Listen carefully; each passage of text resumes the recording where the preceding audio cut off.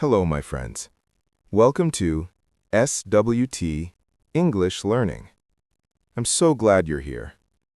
Today, we're going to take a quiet journey together, a story designed to help you listen, feel, and grow in English.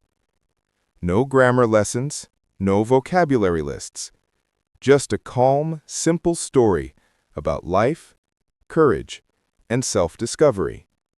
So, take a deep breath, relax your shoulders, and let the words guide you. My name is Evan, and this is my story.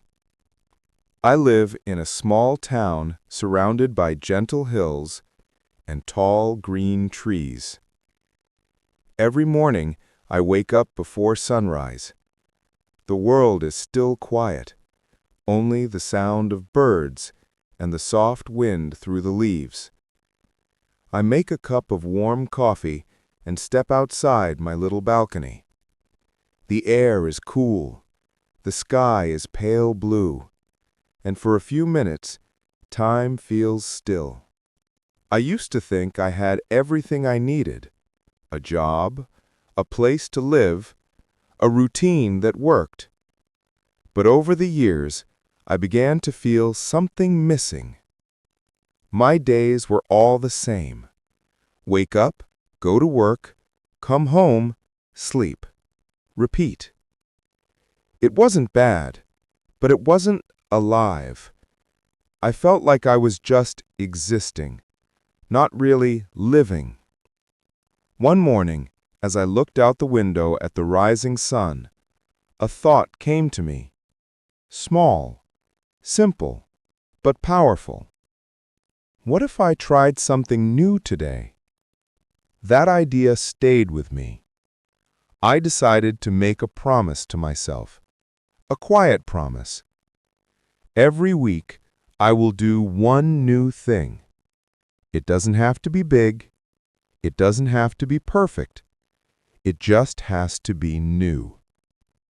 The first week, I decided to walk to work instead of driving.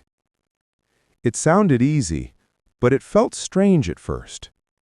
The road looked different when I was walking. I could feel the cold morning air on my face. I heard birds singing from the trees. I noticed the smell of fresh bread from a small bakery on the corner. I saw an old man feeding pigeons near the fountain. I smiled, and he smiled back.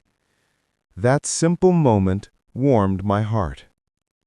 When I reached my office, I was tired, but something inside me felt light, peaceful. I realized that one small change had already made my day brighter. That night, I wrote in my notebook, "Real growth doesn't start with big plans. It begins with one small decision to take a step forward." From that day on, I knew my life was going to change. Not through luck, not through magic, but through simple choices, repeated, day after day. And that's how my journey began, not with noise or grand plans, but with a quiet walk on an ordinary morning. Each morning after that first walk felt different. The air seemed fresher. The sky looked brighter. Even the sound of footsteps on the pavement felt comforting. It was as if I had opened my eyes for the first time and finally noticed the world around me. One morning, I saw a woman sitting on a park bench, sketching in her notebook. Her hands moved quickly, her eyes full of focus and calm. I paused for a moment, curious but quiet. She looked up, smiled, and said, "Beautiful light today, isn't it?" I nodded and replied, "Yes, I never realized how peaceful this hour feels." We talked for a few minutes, nothing deep, just about the weather, the park, and her love for drawing. But when I walked away, I felt something new inside me: connection.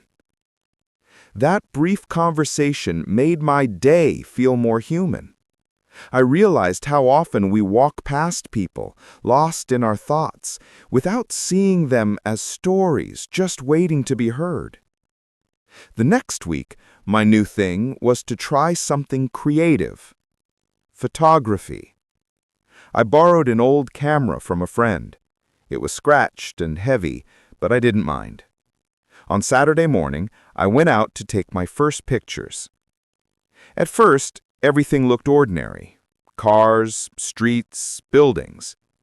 But then I started noticing the small things. Sunlight reflecting off a puddle, a child chasing bubbles, an old bicycle leaning against a red wall. Suddenly, the world looked beautiful, full of details I had always ignored. I didn't take perfect photos, far from it. Some were blurry, some too dark, but I didn't care. I was learning to see. That night, as I reviewed the pictures on my laptop, I smiled. Each photo told a tiny story, one moment frozen in time. And I realized something. Growth is not just about doing new things. It's about seeing familiar things differently. A few days later, at work, my colleague Nora invited me to join her for lunch. Normally, I would eat at my desk, scrolling through my phone, half bored, half distracted, but that day, I decided to go. We sat in a small cafe near the office. The walls were covered with travel photos, and the smell of roasted coffee filled the air. We talked for nearly an hour about our favorite cities, the food we missed from childhood, and the dreams we still had. When I walked back to the office, I felt light again. I wasn't just changing my habits, I was changing how I lived. That night, in my notebook, I wrote, "Sometimes growth begins when we stop rushing. When we slow down enough to see, to listen, and to connect." It's amazing how small choices, a short walk, a quiet lunch, a single photo, can start changing everything inside you. The following month, I began to feel truly alive again. Every week brought something new, a new place, a new skill, or a new connection. But then, like every journey, mine met a wall. It happened one Saturday morning.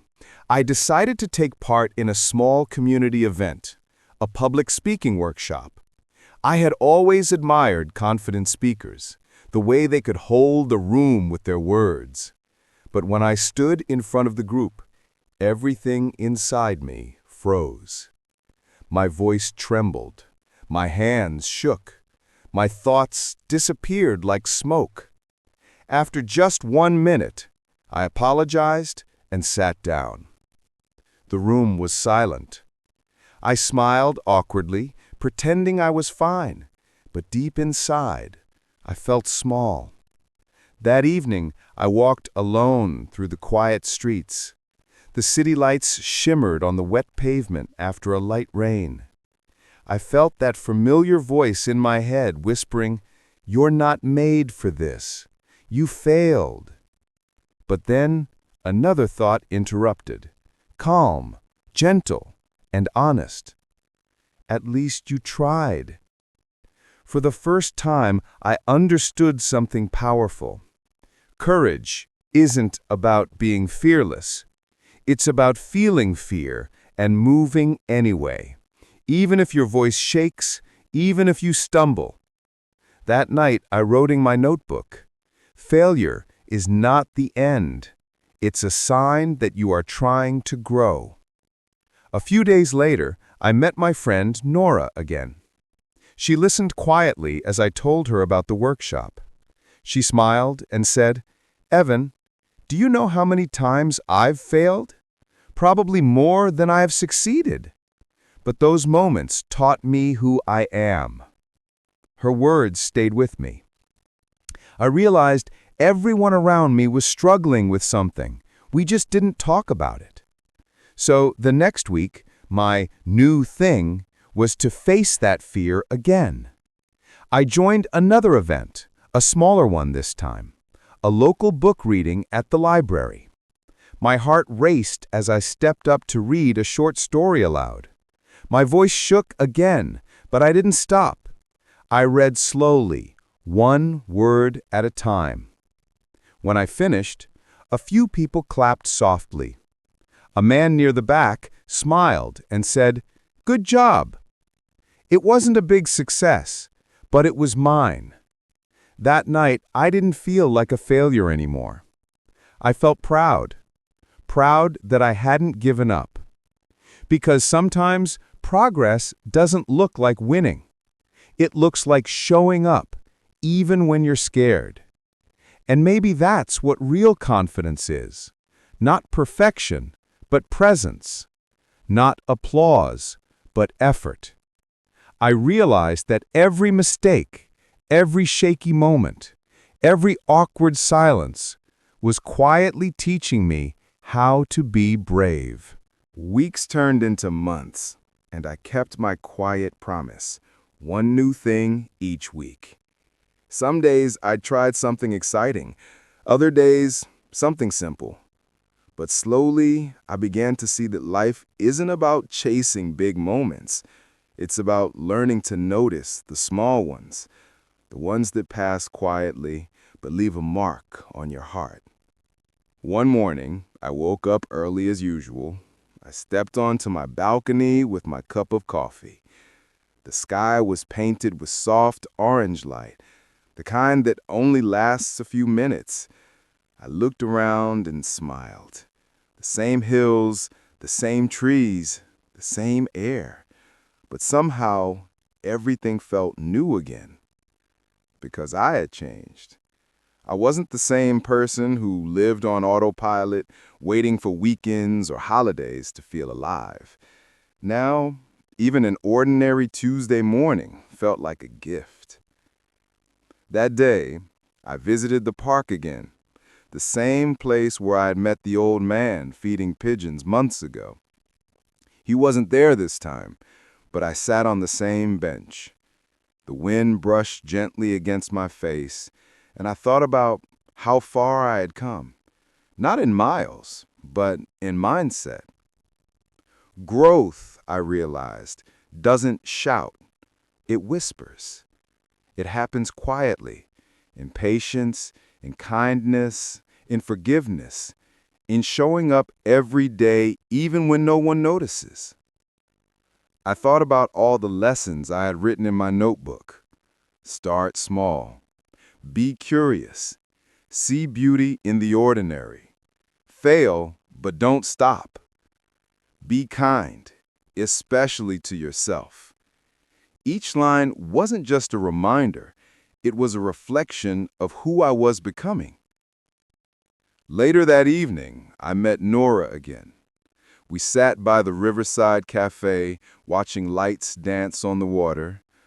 She asked, "So, what have you learned from all this?" I smiled and said that happiness doesn't wait at the finish line. It walks beside us, if we slow down enough to notice it. She nodded quietly. For a moment, neither of us spoke. We just listened to the sound of water and laughter in the distance. And in that silence, I felt something I had been searching for all along: peace. When I returned home that night, I opened my notebook to write the last line of my journey. Life is not a race to be won. It is a path to be walked, step by step, heart by heart. And as I closed the notebook, I whispered to myself, "Thank you for this journey." Then I smiled, knowing that this wasn't really an ending. It was the start of another chapter, one filled with purpose, simplicity, and quiet joy. Thank you for joining me on this journey here on SWT English. If you're listening to this right now, remember, your story doesn't need to be loud or perfect. Just real. just yours. Take one small step today and let it change everything.